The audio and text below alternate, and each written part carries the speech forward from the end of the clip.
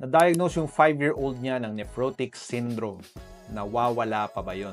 Pag sinabi nating nephrotic syndrome, general term yan para sa mga sakit sa kidneys na nagdudulot ng sobrang daming protein sa ihi, pagbaba ng albumin sa dugo, pamamanas at pagtaas ng cholesterol level sa dugo. Pareho nagkakaroon ng nephrotic syndrome ang bata at matatanda.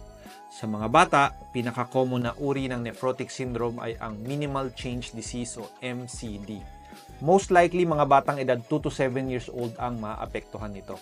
Ginagamot ang nephrotic syndrome sa pamamagitan ng steroids. Karamihan ng nephrotic syndrome sa mga bata ay steroid sensitive o tumatalab ang steroids sa mga sakit na ito. Unlike sa mga matatanda, ang nephrotic syndrome sa batang nagamot na ng steroids ay rare na bumalik at hindi ito nagdudulot ng long-term kidney damage. Nagkakaroon ng complete recovery ang mga bata after nilang mag-steroids. May ibang uri ng nephrotic syndrome na hindi tinatablan ng steroids pero very rare ang mga ito sa bata. So yes, kaya pong gamutin at mawala ang nephrotic syndrome ng anak ninyo kung ito ay steroid sensitive.